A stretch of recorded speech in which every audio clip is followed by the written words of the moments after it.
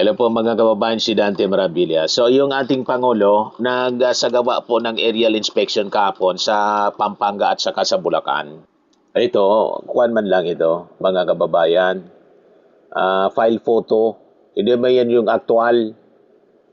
Gagamit po kasi yung ating mga mga file photos. Yung mainstream media. Baka sabihin ninyo, fake news kanya Mr. Maravillas. That's the usual practice po sa mainstream. Pag wala pang available na actual photos, gagamit sila ng file photo ng aerial inspection. 2024 pa yon, last year. Ay, ano ngayon? 2 years ago.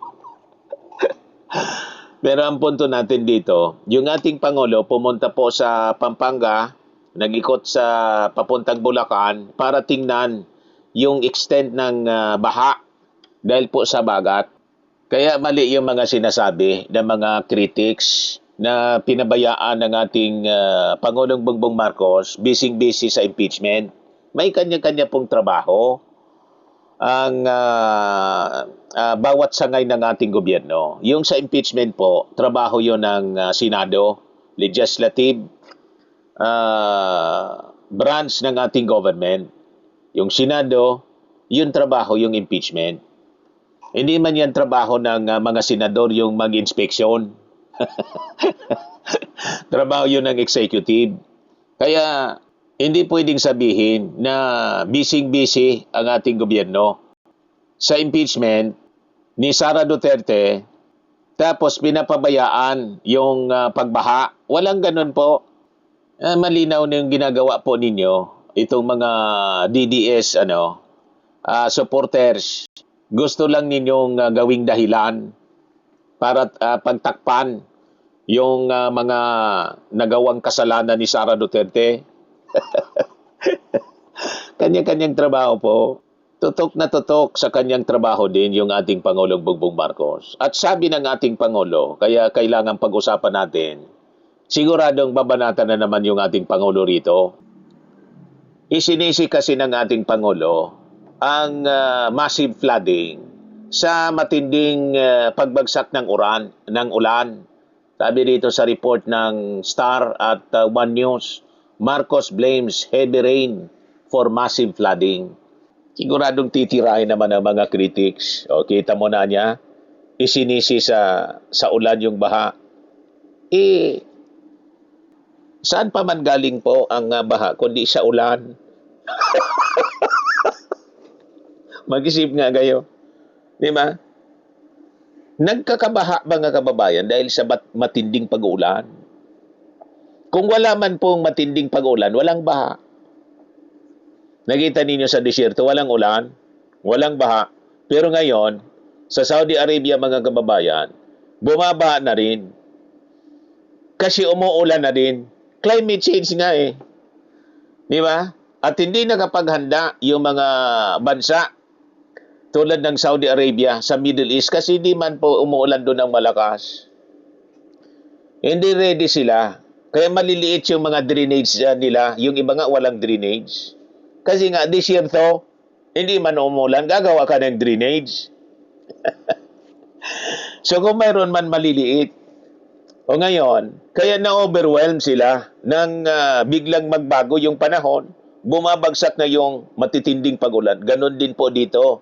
Kaya ito yung gusto natin ipaliwanag. Noong panahon, hindi man kasing tindi ngayon. Hindi kasing tindi ng nangyayari ngayon yung pagbagsak ng ulan na yung dapat inuulan sa loob ng isang buwan, binabagsak lang for 5 hours lang. In 5 hours, yan ang sabi mismo ng Pag-asa. Yung volume anya ng ulan, napakatindi. Yung average na binabagsak sa 1 month, binagsak in just 5 hours, talagang ma-overwhelm. Yun ang gustong ipaliwanag ng ating Pangulong Bongbong Marcos. Na siguradong hindi na naman ninyo matatanggap kasi galit kayo. Pero sa aming hindi galit, maiwas ang pag-iisip, maluwang ang pag-unawa, malawak, hindi maluwang. Yung maluwang pala, yung isa sa mga beneficiary ni Sarah. May maluwang ngayon, may pagong, may pusa. Lagi ako ano-ano na lang ano, Mr. Maribilis lumabas na mga pangalan para lang ma-justify yung paglustay. Anyway, mamaya naman yung yung issue natin sa impeachment para hindi man nakakasawa. So dito tayo sa massive flooding na nangyayari. Pero nakita ninyo mga kababayan, yung flooding ngayon hindi kasing tindi nung mga nakaraang taon. Kasi nga po, ina-address ng ating Pangulo ang flooding dito sa ating bansa. Tinututukan niya mismo, hands-on siya, pinupunta niya yung mga in-implement kasi nga nadala na yung ating Pangulo. Ang dami pala mga ghost projects. At maraming mga projects yung pinagawa nung previous administration na hindi man po napakinabangan kasi nga ghost, kung hindi ghost, substandard. Ito yung inaayos mga kababayan ng ating Pangulong Bongbong Marcos. Pero dapat maunawaan natin yung kanyang paliwanag na it is scientific po. Talagang may massive flooding because of heavy rains. Kahit sa Japan po na maayos yung mga drainage. Kahit sa China na hinahangaan ng mga DDS. Bakit may mga flooding sa China, sa Taiwan, everywhere, in Vietnam, in America, in Europe? Because of the heavy rains, mga kababayan, na yung mga dinesign na mga tawag dito, mga drainage system, hindi na akma. Yung karamihan sa mga kanal natin, maliliit siya, mga kababayan. Di ba? Kasi mga 50 years ng kuwan yan, 50 years ng ginawa. So kailangan talaga i-update natin yung ating drainage system all throughout the country. Because of the changing changing time. Nagbago na yung panahon. May tinatawag na climate change tayo. Yung pag-ulan, napakalalakas na yung pag-ulan. Idagdagan pa ng mga basura for lack of discipline ng bawat isa sa atin. Kaya po, lahat tayo may responsibility rito. Huwag turo ng turo sa gobyerno lang lahat na itinuturo natin yung responsibility, binibigay natin yung responsibility. Lahat tayo po may responsibilidad. Tama po mga kababayan? Sabi ng ating Pangulo, yung heavy rains anya had overwhelmed the country's flood management programs. Yan ang sabi niya after a situation briefing with Central Luzon local officials sa San Fernando, Pampanga. We need to understand that this is not solely due to issues with the flood control project but also the torrential rain, sabi ng ating Pangulo. Levels unprecedented in Philippine history. This is a result of climate change, sabi ng ating Pangulong Bongbong. Marcos noted that the government is also eyeing long-term flood control projects, including the construction of river dams in Nueva Ecija and along a dike that could extend to Bataan. We have other projects anya in the pipeline. One long-term plan involves constructing a dike road. We are looking at a route extending all the way to Pilar, Bataan. That is the long-term plan. We are currently studying it. The road plan spans about 100 kilometers, so it will take some time. But the study is already underway. Ito, pagkinggan natin yung kanyang sinabi, mga kababayan. Tapos namin yung briefing tungkol sa flooding situation sa Region 3. At talagang ramdam na napakabigat ang ulan at napakarami ang bumagsak na tubig. Kaya na-overwhelm lahat ng mga ating mga flood control na flood management program.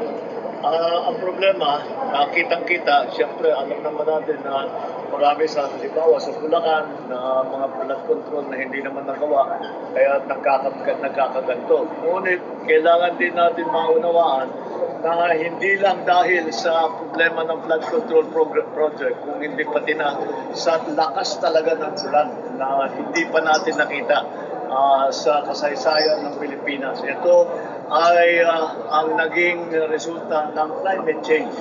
Kailangan maunawaan din ng tao na yung climate change ay talagang nandito na at nandyan tayo naapektuhan. Di ba at tayo yung gumawa na nakapag-desisyon tayo tungkol sa mga immediate measures na kailangan gawin in the immediate term, in the medium term, and in the long term. In the immediate term, syempre, aayusin natin yung mga nasira at babalikan natin lahat ng mga nasira. Yun ang pinaka-immediate na kailangan gawin na madalian para matapos ulit. Ang problema din dyan ay hindi pa tayo nakakasiguro kung titigil na yung ulan. Dahil kailangan natin, halimbawa may mga lugar may tubig pa, hindi pa natin ma-assess kung ano yung damage dahil may tubig pa, may binabaha pa, kaya kailangan natin antayin yan. Pangalawa, binabantayan natin ang panahon kasi kahit yung mga nasira, pag-aayusin natin ngayon, bumalik na naman yan at magkapahat, masisira ulit yung bagong gawa, kaya napakasayang na ang ating gagawin. Kaya medyo kailangan natin alalayan at bantayan ng mabuti na maging effective kung ano man yung gagawin natin ay magiging matibay at hindi mawawala at hindi masisira sa susunod na baha. Kaya lahat ito ay aming napag-usapan at napagplanuhan at immediately there is a project for Sabo River Dams na 5 kaagad sa Nueva Ecija na ito yung kumukuha nun sa tubig sa taas. Sierra Madre na yung pinagkukuha nun ng tubig. At yan ay makakatulong para mawasan ang bilis ng pagbaba ng tubig, mabawasan ang siltation at makakapag-ipon pa tayo ng tubig para gamitin for household use, industrial, for irrigation sa agrikultura. Marami pa tayong mga iba't ibang mga gagawin.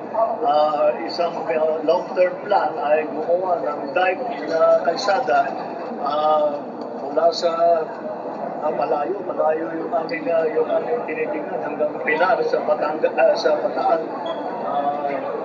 And we did this the long-term plan sa kasalukuyan na pinag-aaralan ngayon natin. That is about 100 kilometers. Medyo matatagalan pero pinag-aaralan na natin para at least at the very least meron tayong plano at meron na tayong masisimulan doon sa napakahaba na gagawin na dike na kalsada para maharang ang tubig na nanggaling sa dagat sa Manila Bay. So that is the situation that we have now. I'm satisfied that yung immediate needs ng tao, yung kanilang pagkain, yung kanilang shelter, yung kanilang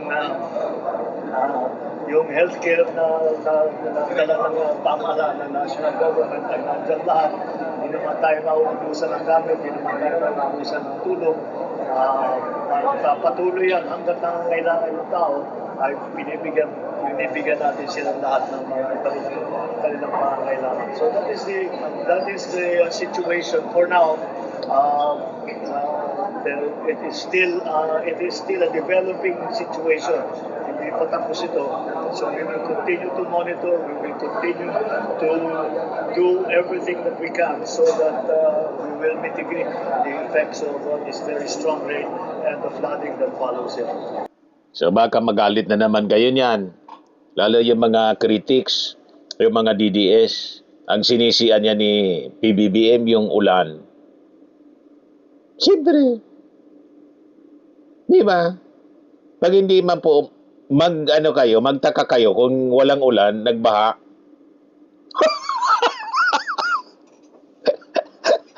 Di ba? Ayan talaga, ang sisisiin mo na yan, yung gobyerno.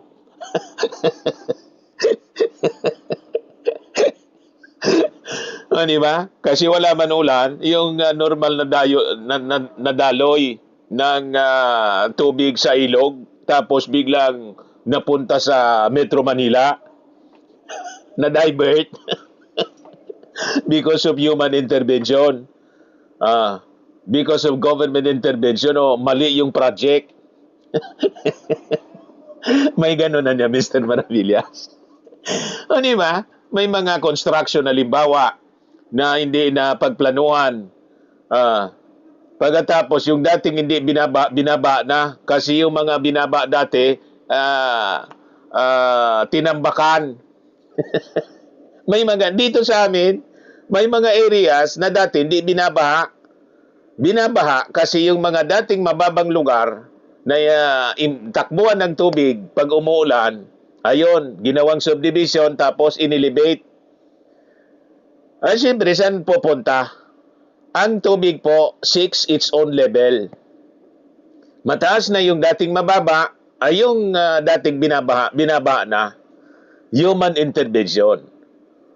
Kung yon inapprove ng gobyerno siyempre yung subdivision, kung mga public infrastructure, yon sisinin niyo yung gobyerno. Pero kung ito yung nangyari mga kababayan, matindi yung pagbagsak ng ulan. May mga ginagawa ng intervention. Of course, nire-recognize ng ating gobyerno. Kaya nga nagpapaimbestiga na marami talagang mga projects ang defective, substandard, yung worst, ghost projects. Di ba? So itinatama na yon ng ating Pangulo. Pero sa totoo lang, talaga naman ang rason, patindi ng patindi po ang bagsak ng ulan. Napakalakas ng pagbagsak ng ulan in just a few hours. In 5 hours, 6 hours, minsan bigla na lang babagsak ng matinding pag-ulan dyan sa Metro Manila. Na-overwhelm po yung ating mga ilog at saka itong mga dating drainage system natin na hindi man nakadesign na para sa napakalakas na pagbagsak ng ulan ngayong mga panahon na to because of the climate change. Yun ang punto ng ating Pangulo. So kaya, kailangan nating i-revise, ayusin natin, mas papalakihin. Siyempre, ang isa pang pakiusap din naman ng ating Pangulo, makipag-cooperate yung publiko, yung pagtapon po ng mga basura sa ilog. Dapat sa tamang lugar. Yung garbage collection, alyusin din ng mga LGUs. Kasi pag hindi po, nababara yung mga ilog natin. Imbis mabilis yung pagdaloy, nababara, ayun, pumupunta sa mga kabayan. Comes now the flooding. So aggravating situation. Na-aggravate po yung problema sa pagbabaha. Yan ang punto ng ating Pangulong Bongbong Marcos. Sa Bulacan nga po, may mga dating hindi binabaha. Lubog na ngayon mga kababayan sa baha. Bakit? Ayun na nga po, may mga development na ginawa sa ibang lugar. Ayun, yung baha pumunta doon sa mga subdivision. Ang dami ng lubog po dyan sa sa Bulacan. Nakakaawa nga po mga kababayan. Ngayon, report ng GMA. Sitio Paryahan sa Bulacan, unti-unting lumulubog sa loob ng 20 taon na. 20 years. Yan ang kalagayan nila. The past 20 years. Kawawa po. Ano sabi ng mga eksperto?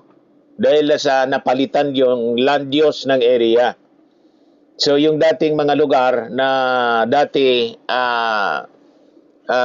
lubog sa tubig, may dumping siguro doon, ginawang kung anong structure nilagay, napunta sa ibang lugar na dating subdivision. At siyempre yung sea level rise, global warming, climate change. Yan sabi mismo ng mga eksperto.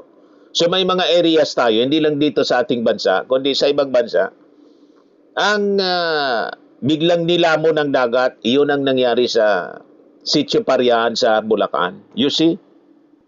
20 years nang nakalubog. So, kailan pa lang naging presidente yung ating Pangulo? 2022. 6 years na naging presidente si Digong na resolbahan yung problema. Di ba hindi? Bakit hindi kayo nagagalit?